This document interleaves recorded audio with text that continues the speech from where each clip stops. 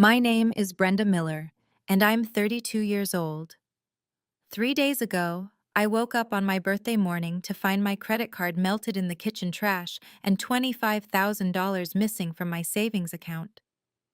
But what happened at my birthday party that night left over 100 guests speechless when my father finally revealed why he'd been silent for 10 years. The woman who stole from me was sitting at the family table, wearing jewelry bought with my money, laughing about teaching me a lesson about being too weak. She didn't know that sometimes the quietest person in the room holds all the cards. If you're watching this, please subscribe and let me know where you're watching from. Now let me tell you how my family learned that kindness isn't weakness, it's patience waiting for the perfect moment. That morning started like any other birthday, except for the acrid smell coming from my kitchen. I followed it to the trash can, and there it was. My primary credit card, melted into a twisted piece of plastic and metal. The melted plastic still smelled like betrayal when I found it in my kitchen trash. My hands shook as I pulled out my phone to check my accounts. $25,000. Gone. Not transferred, not pending, just gone.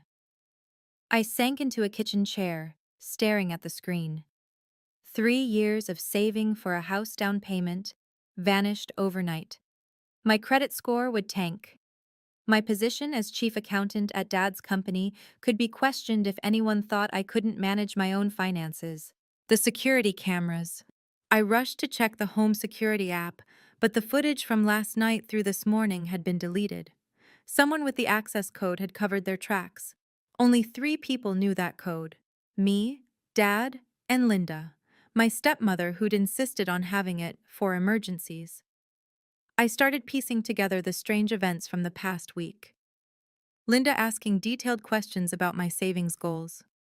Melissa, my younger half-sister, suddenly interested in my banking apps, claiming she wanted to learn about financial planning. The way they'd exchanged glances when I mentioned my birthday dinner reservation. My laptop showed the transaction history before it was wiped, multiple ATM withdrawals at the maximum daily limit, wire transfers to accounts I didn't recognize, and luxury purchases at Nordstrom, Saks, and Tiffany's, all processed between midnight and 6 a.m. while I was sleeping in my own bed, trusting my family. The kitchen felt smaller, suffocating. This wasn't just theft, it was calculated, deliberate, timed for maximum impact. They wanted me to discover this on my birthday morning, hours before the elaborate party Linda had insisted on throwing at the Grand Meridian tonight. My phone buzzed with a text notification. The preview showed it was from Melissa, and I could see the beginning. "Morning, sis. Paris is amazing. Thanks for—" I didn't need to open it to know what she was thanking me for. My stomach turned as another notification popped up, Linda calling. I let it go to voicemail, already knowing what she'd say. Something about tonight's party, peppered with false concern and barely hidden satisfaction. My phone buzzed again. Another message from Melissa. I opened Melissa's message, and there it was, a selfie from the Eiffel Tower, designer sunglasses, Chanel bag, champagne in hand. The caption read, "Morning sis, Paris is amazing. Thanks for making this trip possible. Some of us know how to actually live life instead of hoarding money like a scared little mouse."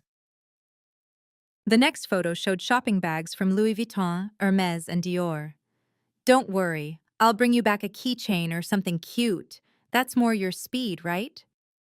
Before I could process the rage building in my chest, my phone rang. Linda. "Brenda, darling," her voice dripped with false sweetness. "Just calling to remind you about tonight, 8 o'clock sharp at the Grand Meridian. Everyone will be there. Your father's business partners, the extended family, even the Hartmans from the country club." "Linda, my credit card was—" "Saya sas." "Oh, and do wear something appropriate. I know you prefer those modest little outfits, but this is a real celebration. Maybe buy something nice? Oh, wait." She paused, and I could hear her smile. "Well, I'm sure you'll figure something out. You're so good at making do with less." "Linda, someone stole—" "Life teaches us lessons when we need them most, sweetheart. Some people are too weak to protect what's theirs. They make themselves victims by being passive little doormats. But tonight isn't about your problems. It's about family. See you at 8. She hung up before I could respond. Another text from Melissa. Mom says you might be upset about something. Don't be such a baby, Bren. It's your birthday. Though I guess at 32, still single, still living in that tiny apartment, still letting everyone walk all over you. Maybe it's more of a pity party? I set my phone down carefully, resisting the urge to throw it against the wall. They weren't even trying to hide it. They wanted me to know. Wanted me to show up tonight, destroyed, humiliated, unable to fight back in front of all those people. Sometimes the best revenge is just showing up with a smile. I pulled out my laptop and started documenting everything. Screenshots, transaction records, the deleted security footage logs. Then I texted the one person I needed. James, it's Brenda Miller. That situation we discussed?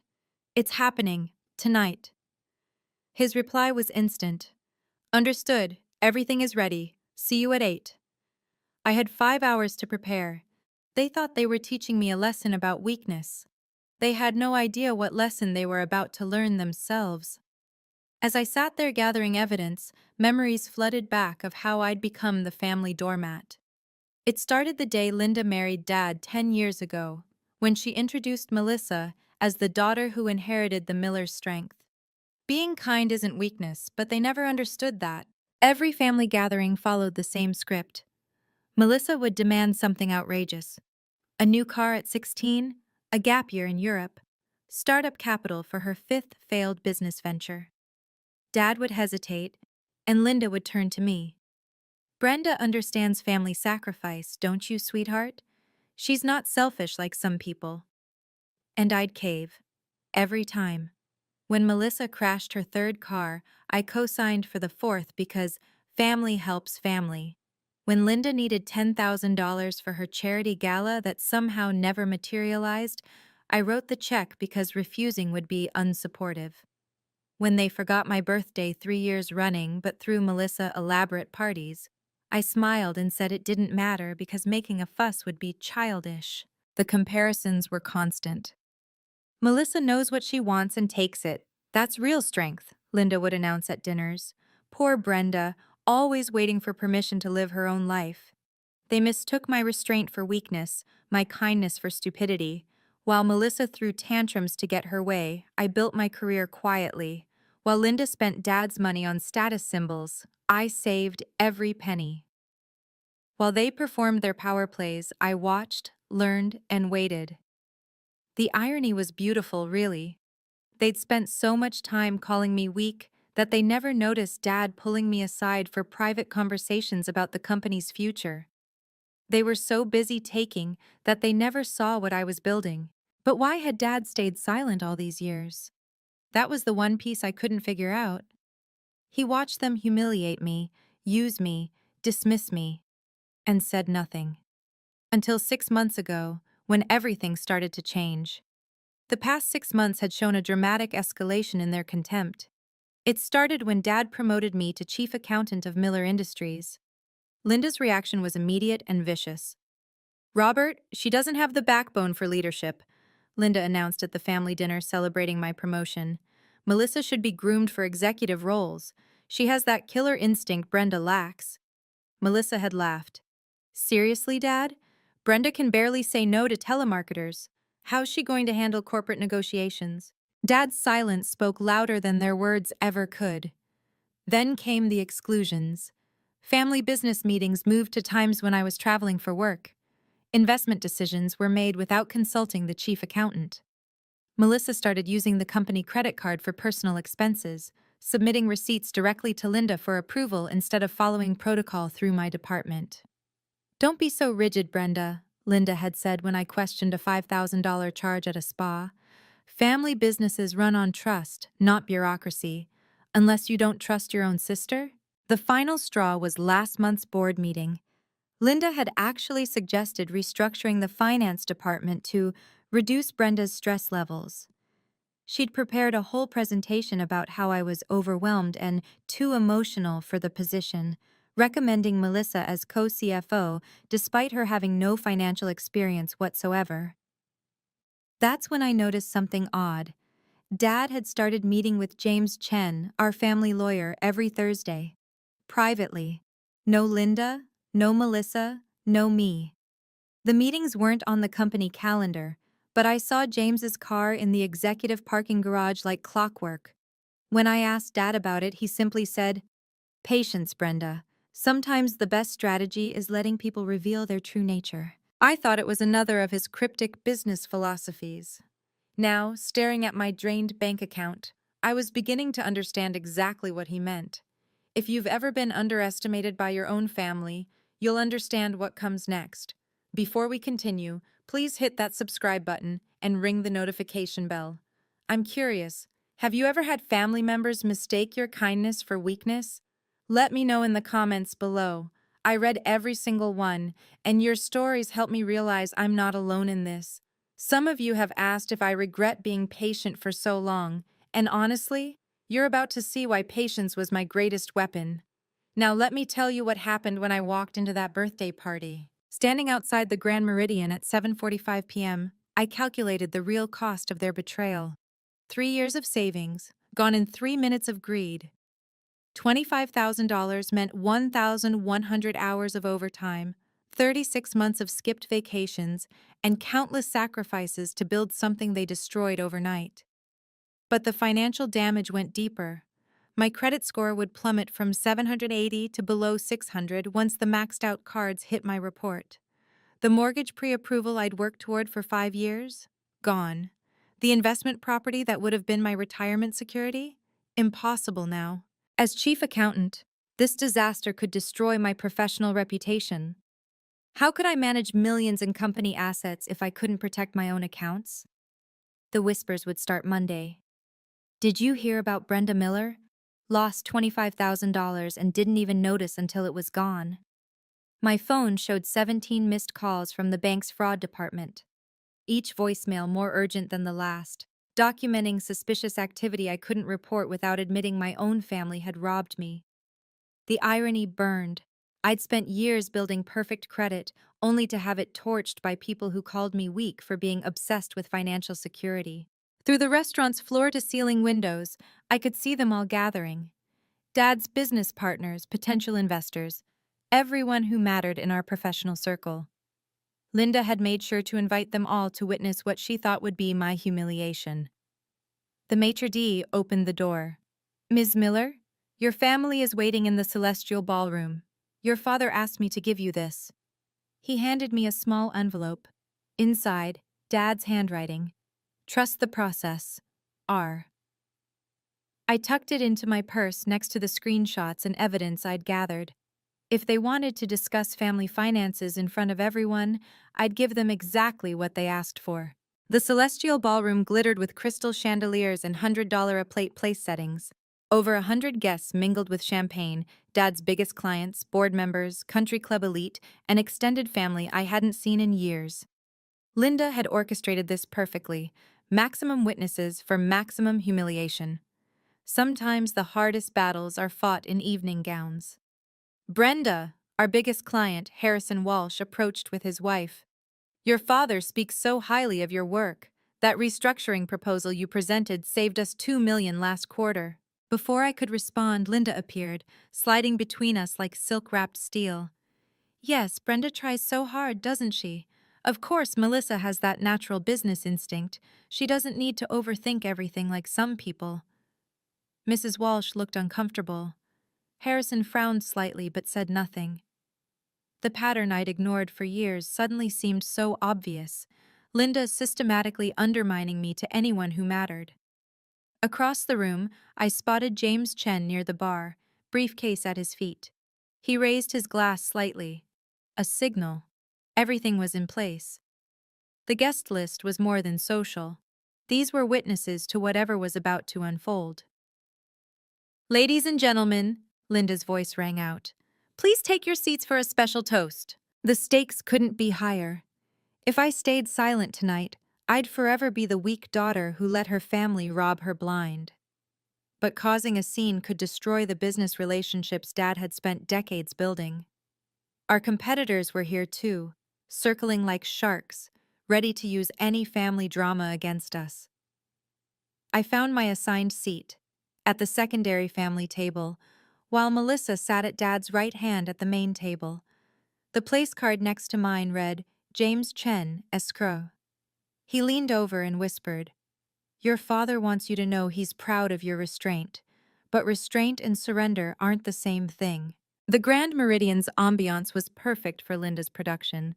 Soft jazz, golden lighting that made everyone look successful, and enough space between tables for dramatic entrances and exits. I'd barely stepped into the ballroom when Melissa intercepted me at the entrance. "Welcome to your party, sister. Hope you can afford the memories." Her smile was sharp as the new diamond earrings she wore, earrings I recognized from the Tiffany's charge on my account.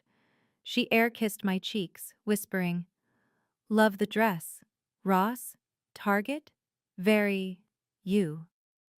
Linda glided over in a $3,000 gown I'd seen her buy last week, on the company card naturally. "Brenda, darling, everyone's been asking about the birthday girl. I've been telling them how you're learning so much in your little accounting role."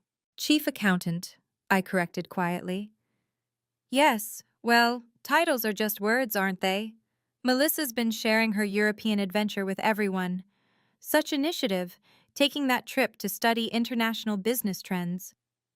She touched my arm with false concern. "You really should travel more, dear. Though I suppose that requires resources." The room felt like a stage, and I was the only one who hadn't received the script. Board members clustered near the bar, their wives gossiping by the windows.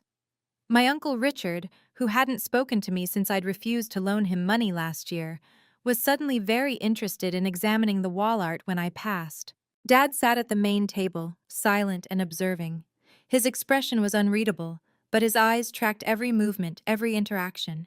He'd positioned himself with a clear view of the entire room, the CEO surveying his domain. "Robert's been so generous with this party," Linda announced to a group of investors. "Of course, some of us contribute more to the family than others. Melissa just closed a major deal in Paris. Didn't you, sweetheart?" Melissa laughed, champagne already flushing her cheeks. "Let's just say the Miller name opens doors, when you know how to use it." I took my seat, noting how James had positioned his briefcase within easy reach. The leather portfolio inside contained documents I couldn't see, but the way he guarded it suggested importance. Dad stood up slowly, his movement commanding instant attention. The room began to quiet, anticipating the traditional birthday toast. But the look in his eyes promised something else entirely. Dad raised his champagne glass, but before he could speak, Melissa jumped up, grabbing the microphone from the DJ stand. "Sorry, Daddy, but I just have to share." Her voice echoed through the ballroom. "Paris was absolutely transformative." "The shopping was incredible," she continued, projecting photos onto the ballroom's display screen from her phone. Linda stood, adding, "Strong women seize opportunities. Unlike some people," Melissa's eyes found mine, "who hoard every penny." "Afraid of actually living," Linda chimed in, tag-teaming. The crowd shifted uncomfortably. Some watched with barely hidden fascination, others looked away. Harrison Walsh's expression had turned stone-cold professional. "That's quite enough," Dad's voice cut through, quiet but firm. "Oh, Robert," Linda laughed. "Don't coddle her." "Some lessons cost more than others," Melissa added, her smile vicious. "Enjoy it while it lasts," I said quietly, but my voice carried. The room went still. It was the first time I'd spoken publicly against them, and the shock was palpable. Melissa's face flushed darker, not from champagne anymore. "What's that supposed to mean?" Melissa demanded. "Nothing, just economics," I replied calmly. Linda's laugh was forced. "Brenda thinks she understands money." "I understand theft," I said evenly. The silence that followed was deafening. Guests exchanged glances, some pulling out phones to discreetly text others. This was the drama they'd come for, even if they'd never admit it. "How dare you?" Linda started. "Sit down," Dad commanded. Not requested. Commanded. Linda's mouth opened, then closed. She'd never heard that tone from him before. Neither had I. Melissa, give me the microphone. Dad extended his hand. But Daddy, I was just… Now. She handed it over, confusion replacing confidence. The room held its collective breath. James Chen quietly opened his briefcase, pulling out a leather portfolio. Ladies and gentlemen, Dad began, his voice carrying the weight of authority that had built an empire. You've come to celebrate my daughter's birthday, but more importantly, you're about to witness why Miller Industries has thrived for 3 generations. He looked directly at me. It's not about taking, it's about knowing when to reveal your hand. Linda grabbed her champagne glass so tightly I thought it might shatter. Melissa sank into her chair, and I sat perfectly still, finally understanding why Dad had been silent for so long. Before Dad could continue, James Chen stood up, his movement deliberate and professional. The entire room noticed.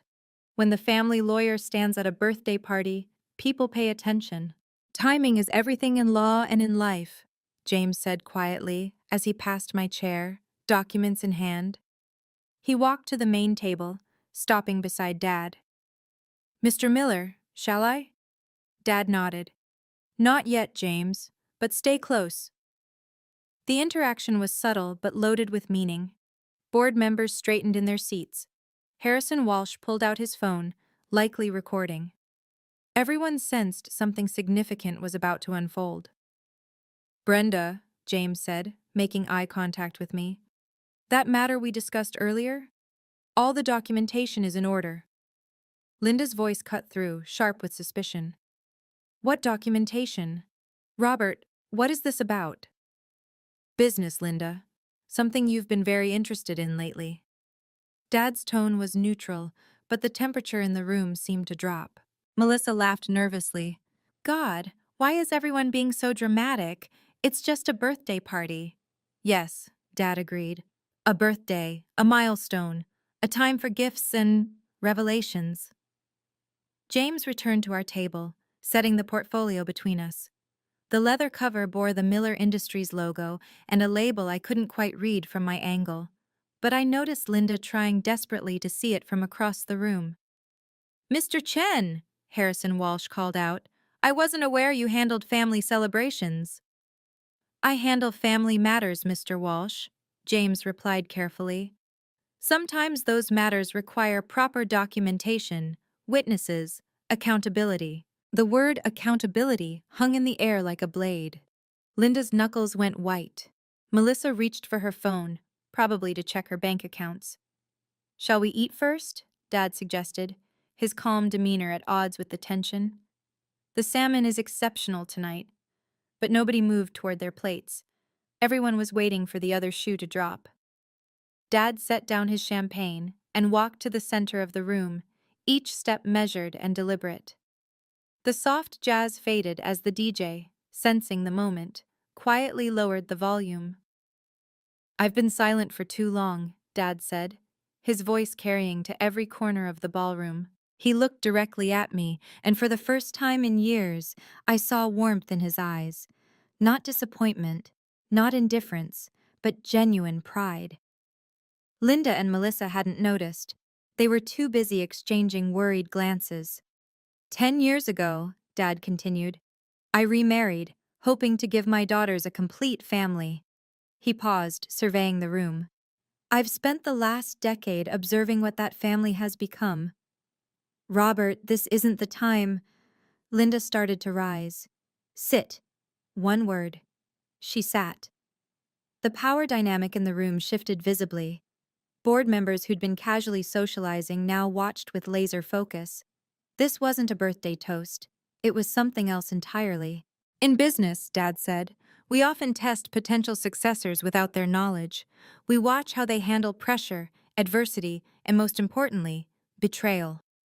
My heart started racing. Melissa's phone clattered onto the table as her hands began trembling. Some people, Dad's eyes moved to Linda, believe power comes from taking, from manipulation, from crushing those they perceive as weak.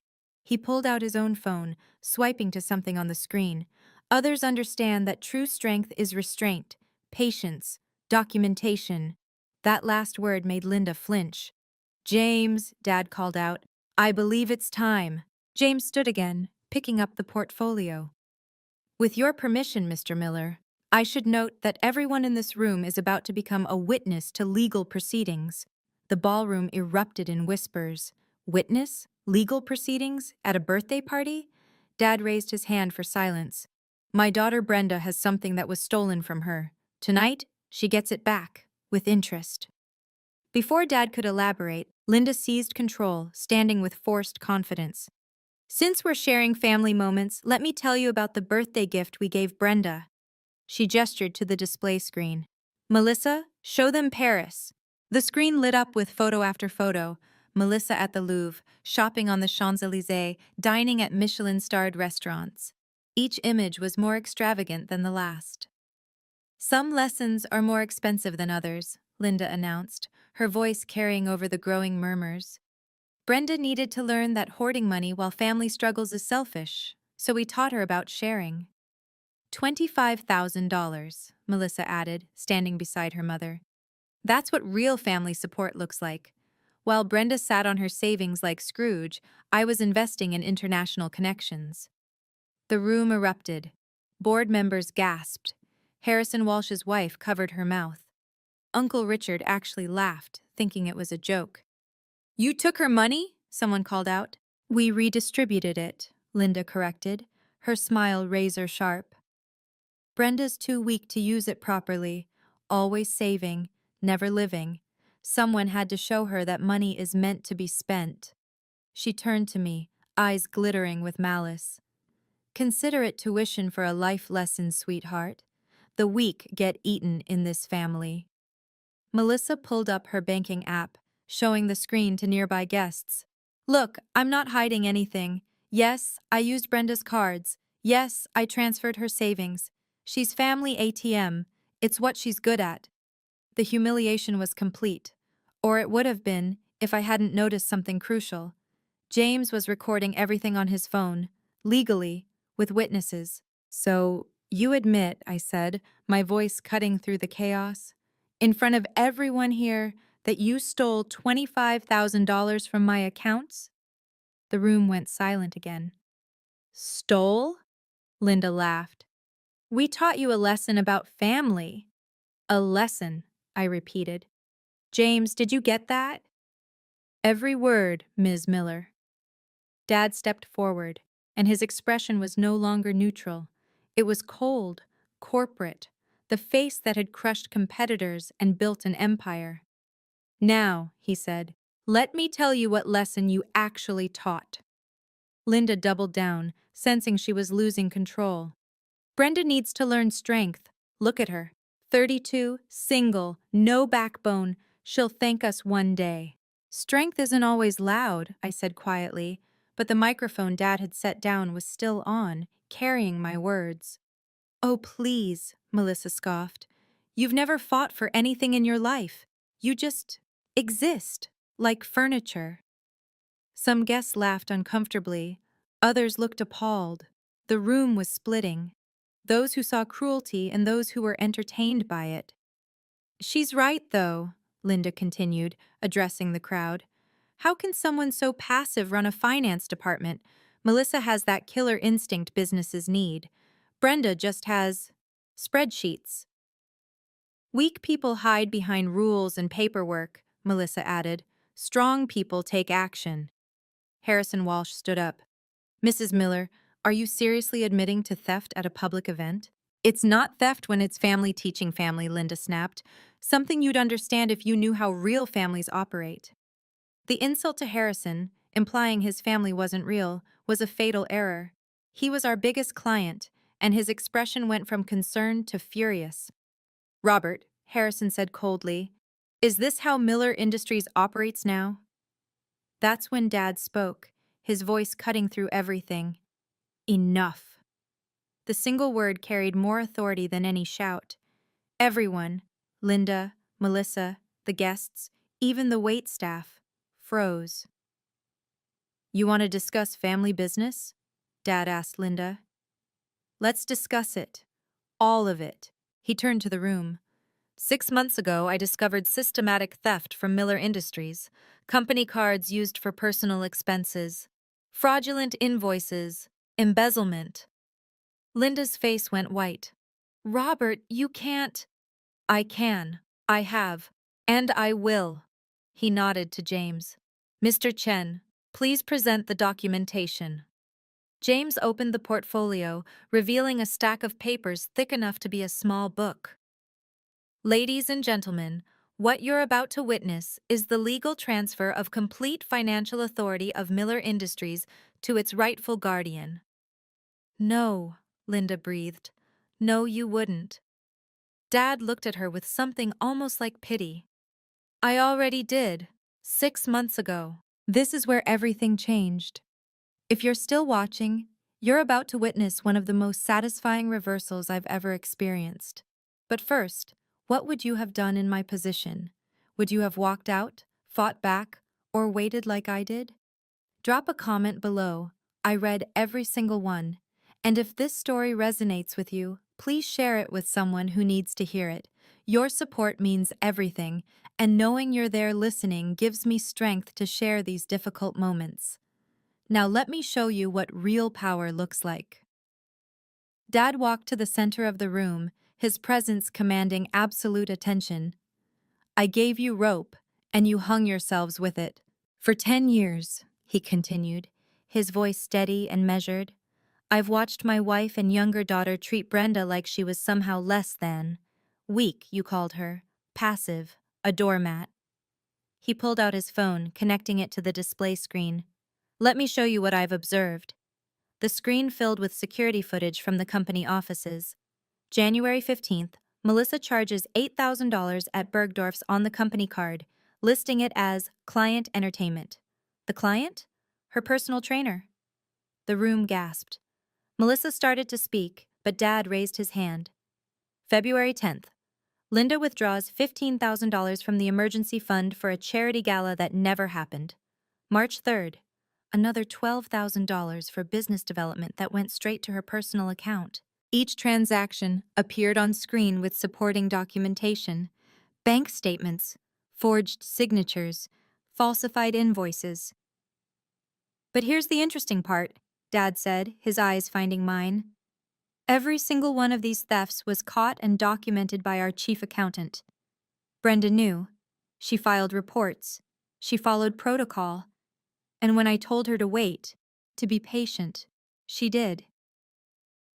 I felt the room's attention shift to me.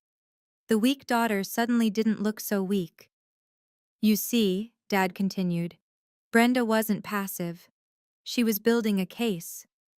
Every transaction you made, Linda, every luxury purchase, every diverted fund, she documented it all. She could have exposed you months ago, but I asked her to wait. Why? Linda's voice cracked. To see how far you'd go, to let you reveal your true nature completely. He paused. And last night, you crossed the final line. You stole from your own family. Not from the company, from Brenda personally. $25,000. That's not. We were teaching, Melissa stammered. You were committing felony theft, James interrupted, which you just confessed to in front of over 100 witnesses. Dad turned back to the screen. The security footage you deleted from Brenda's apartment, Linda, it automatically backed up to the cloud. We have you entering with the spare key at 11:47 p.m. We have you accessing her laptop. We have everything. The screen showed grainy but clear footage of Linda at my kitchen table, my laptop open, entering transfer after transfer while Melissa kept watch. You thought you were so clever, Dad said. But you forgot one thing. I didn't build this company by being stupid. And I didn't raise Brenda to be weak. I raised her to be patient, strategic, brilliant. He looked at me with undisguised pride. The weak one was never Brenda. It was the two of you, so consumed by greed, you couldn't see the trap closing around you. James stepped forward, pulling out the first document from the portfolio. This is a power of attorney for financial affairs, executed 6 months ago, granting Brenda Miller complete authority over all Miller Industries financial decisions. The papers were signed 6 months ago. You've been stealing from your own sister's company. Linda stumbled backward. That's not possible. I would have known. You were too busy stealing to notice, James continued, producing another document. This is the board resolution, unanimously approved, appointing Brenda Miller as Chief Financial Officer with full executive powers, effective immediately upon any breach of fiduciary duty by current family members. He held up a third document. And this is the criminal complaint we're prepared to file Monday morning if full restitution isn't made within 48 hours. The room was absolutely silent. Even the waitstaff had stopped moving, frozen by the magnitude of what they were witnessing. Every transaction over $1,000, James announced, requires Brenda's signature as of 6 months ago. Every single purchase you made, Linda, every transfer, every withdrawal, all unauthorized, all criminal. Melissa's phone clattered to the floor. But I'm family. So is Brenda, Dad said coldly. Yet that didn't stop you from robbing her. James pulled out his tablet, showing bank statements. As of this moment, all accounts linked to Linda and Melissa Miller have been frozen pending investigation.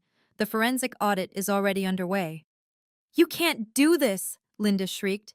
I'm your wife.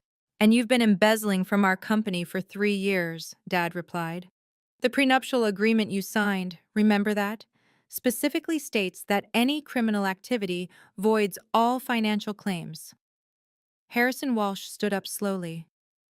Robert, Brenda, on behalf of Walsh Enterprises, I want to state publicly that we have complete confidence in your leadership and integrity. In fact, we'd like to increase our contract by 40%, effective immediately. Other business partners began standing one by one, declaring their support. The tide hadn't just turned, it had become a tsunami. The $25,000 you stole from Brenda's personal accounts, James continued, is due in full within 48 hours. The $347,000 you've embezzled from Miller Industries over 3 years is subject to a separate criminal investigation. 300? Melissa couldn't even finish the number. Did you think we weren't watching? I finally stood, my voice calm and clear. Every shopping spree, every business trip, every diverted payment, I documented it all. I gave you chance after chance to stop. But you were right about one thing, Linda. Some lessons are expensive. The display screen changed to show a single document, the new corporate structure of Miller Industries. At the top, as CEO, Robert Miller. Directly beneath, as CFO, with full financial authority, Brenda Miller. Linda and Melissa weren't even on the chart. I stood up fully, my voice steady and professional. The room held its breath as I spoke. You have 48 hours. The clock starts now. Brenda, please, Melissa started. 48 hours to return the $25,000 you stole from my personal accounts, I continued, not acknowledging her interruption. This is non-negotiable. Linda tried to approach me, but James stepped between us. Mrs. Miller, I'd advise against any contact that could be construed as intimidation. Additionally, I said, pulling out my phone to check the time, it's now 8:47 p.m. on Saturday. You have until 8:47 p.m. Monday to provide a full accounting of all company funds you've misappropriated. Every receipt, every transaction, every penny. We can't possibly, Linda protested. Then I suggest you start immediately. My tone was calm, professional, the voice I used in board meetings. James has the forensic audit preliminary report. We know the amount down to the cent. Any discrepancy between what you report and what we've found will be considered additional fraud. Melissa was crying now, mascara streaming down her cheeks. Brenda, I'm your sister! Yes, I agreed. And you burned my credit card, stole my savings, and humiliated me in front of everyone. Family doesn't make you immune to consequences. Mr. Chen, I turned to James, please ensure they receive the formal notice of account freezing and the terms of restitution. Already prepared. James handed them each an envelope. You'll also find the contact information for the criminal attorney I'd recommend you retain. The room was so quiet, you could hear Linda's sharp intake of breath as she opened her envelope. One more thing, I added. Your corporate credit cards were canceled as of noon today. Your key cards to Miller Industries offices have been deactivated. Your company vehicles need to be returned by Monday morning. My car? Melissa gasped. The company's car, I corrected, which you've been using for personal purposes in violation of policy. Linda fell to her knees, actually grabbed my dress. Brenda, please, we're family. You can't do this. My kindness was never weakness. Your cruelty was. I stepped back, removing her hands from my dress with quiet dignity. We can talk about this, she pleaded. Work something out. Robert, tell her. I'm done telling Brenda anything, Dad said firmly. She's the CFO. These are her decisions. Melissa tried a different approach, her voice shifting to wounded. So this is it? You're destroying your own family? Is that what you want? I'm not destroying anything, I replied evenly. I'm setting boundaries. You're experiencing consequences. There's a difference. Please, Linda begged, mascara running like black rivers. Let's discuss this privately. Not here, not like this. You chose the venue when you decided to humiliate me publicly, I reminded her. You invited all these witnesses to what you thought would be my degradation. Now they've witnessed something else entirely. James stepped forward. Ms. Miller, shall we proceed with the criminal filing? I looked at Linda and Melissa, both pale and shaking. That depends on them. Full restitution in 48 hours, and I'll consider it a civil matter. 1 minute late, $1 short, and it becomes criminal. But where will we live? Melissa wailed. How will we? The same way I would have if you'd succeeded in destroying me, I said. You'll figure it out. You're strong, remember? You have that killer instinct. Dad moved to stand beside me, his hand briefly touching my shoulder in support. I believe this party is over. Linda and Melissa stood there, frozen, as if unable to process that their world had just collapsed. Leave, Dad said quietly. Now. They stumbled toward the exit, Linda turning back once as if to speak, then thinking better of it. The ballroom doors had barely closed behind Linda and Melissa when the room erupted, not in chaos, but in something unexpected, applause. It started with Harrison Walsh, slow and deliberate, then spread through the entire gathering. We always knew you were the strong one, Harrison said, approaching with his wife. Your father chose his successor wisely. Within minutes, I was surrounded by board members and business partners, each expressing support and, more importantly, concrete business proposals. 3 new contracts were verbally agreed upon before the waiters even cleared the appetizers. Brenda? Margaret Chen from Chen Technologies touched my arm. That restructuring model you proposed last quarter? We're ready to implement it. Full partnership. My phone buzzed with notifications, emails from the accounting team at Miller Industries. Standing behind you 100%, read one. Finally, read another. About damn time, from our senior auditor who'd helped me document everything. Dad stood beside me as I fielded congratulations and business offers. 23 years ago, your mother told me something before she died, he said quietly, so only I could hear. She said, Brenda has my strength, the quiet kind that moves mountains when nobody's watching. She was right. Why didn't you tell me about the power of attorney? I asked. Because you needed to choose your moment, not mine, yours. He smiled. And you chose perfectly. James approached with his tablet. The freeze on their accounts is confirmed. Also, Building Security just reported that Melissa tried to enter the office, probably to destroy evidence. She was denied access. Of course she did, I sighed. Can you ensure all company property is secured? Already done. I also took the liberty of having their desks cleared and boxed. Everything is in legal holding. Through the tall windows, I could see Linda and Melissa in the parking lot. Linda was on her phone, probably calling her lawyer. Melissa was kicking the tire of her Mercedes, the one she'd have to return Monday. Ms. Miller, a waiter appeared with a new champagne glass. From Mr. Walsh's table, they'd like to make a proper birthday toast. For the first time all evening, I genuinely smiled. Tell them I'd be honored. 6 weeks later, I sat in my new office, the CFO suite that had been mysteriously under renovation for 3 years while Linda tried to claim it. The view overlooked the city, and my desk held a small framed photo from that birthday night. Dad and me, standing together after everyone else had left. Success is the best response to those who doubted you. The restitution had come through at 8:43 p.m. that Monday, 4 minutes before the deadline. Melissa had sold her Mercedes, her designer wardrobe, and the jewelry she'd bought with stolen funds. The $25,000 was returned in full, plus the $3,000 in overdraft fees and interest.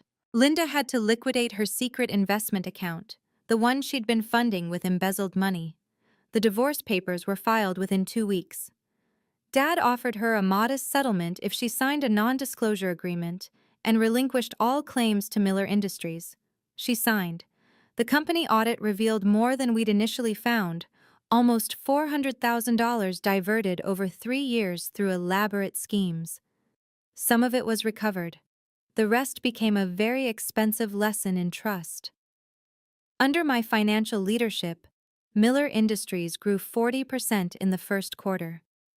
The restructuring I'd proposed but Linda had blocked was finally implemented, saving us $2 million annually. Harrison Walsh's increased contract alone brought in $10 million in new revenue.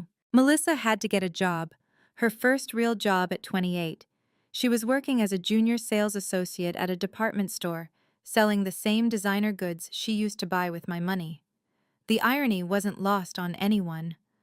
Linda moved back to her mother's house in New Jersey. The last I heard, she was trying to start a consulting firm for women entrepreneurs. Nobody was hiring her. Any regrets? Dad asked during our weekly lunch. No, I said honestly. I gave them every opportunity to be different. They chose who they wanted to be. And you chose who you wanted to be, he replied. Your mother would be proud. My credit score had recovered. The house I'd been saving for? I bought it last week, with cash, thanks to my CFO bonus. Sometimes the best revenge isn't revenge at all. It's success, earned honestly and defended fiercely. Looking back, I learned something vital about strength and boundaries that I wish I'd understood years earlier. Boundaries aren't walls. They're bridges to respect. For too long, I believed that being kind meant having no limits. That family meant accepting any treatment. That love required endless sacrifice.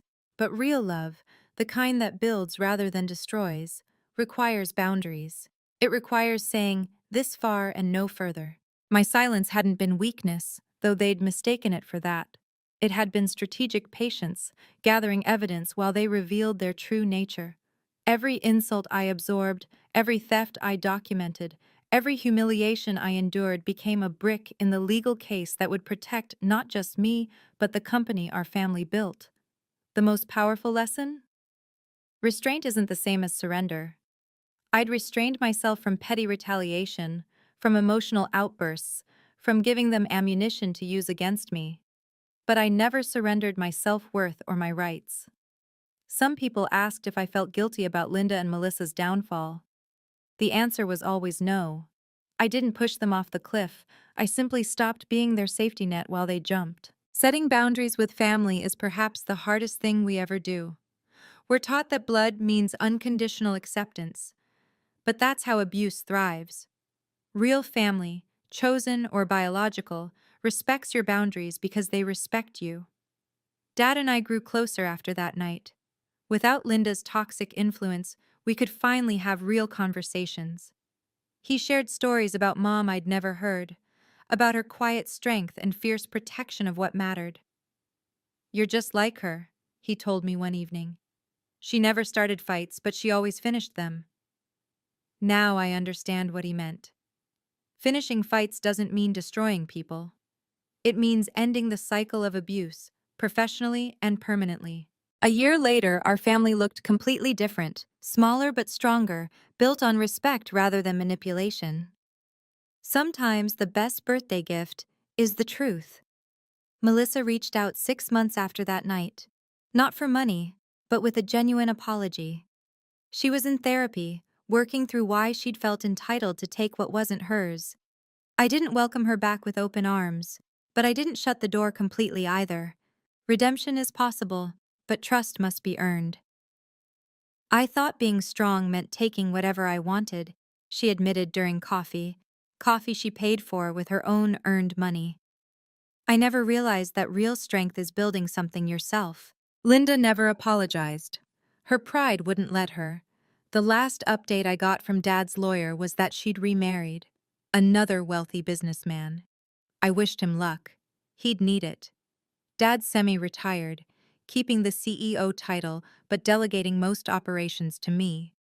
We'd have lunch every Thursday, discussing business but also life, memories of Mom, and plans for Miller Industries' future.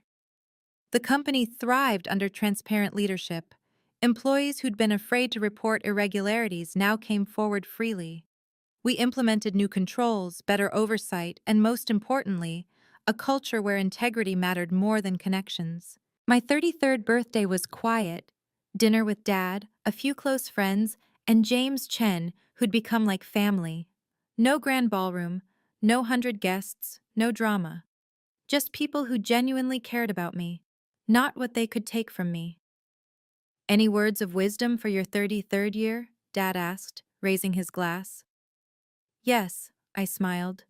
When someone shows you who they are, believe them. When they take from you, bill them. And when they underestimate you, let them, right until the moment you don't. The quiet ones often do hold the most power. We just use it differently. Thank you for listening to my story. If you've ever been underestimated, overlooked, or taken advantage of by people who should protect you, I want you to know your patience isn't weakness. It's power waiting for the right moment. What boundaries do you need to set in your life? Share your thoughts below. If this story helped you, please subscribe and share it with someone who needs to remember their worth. And remember, the quiet ones often hold the most power. See you in the next story.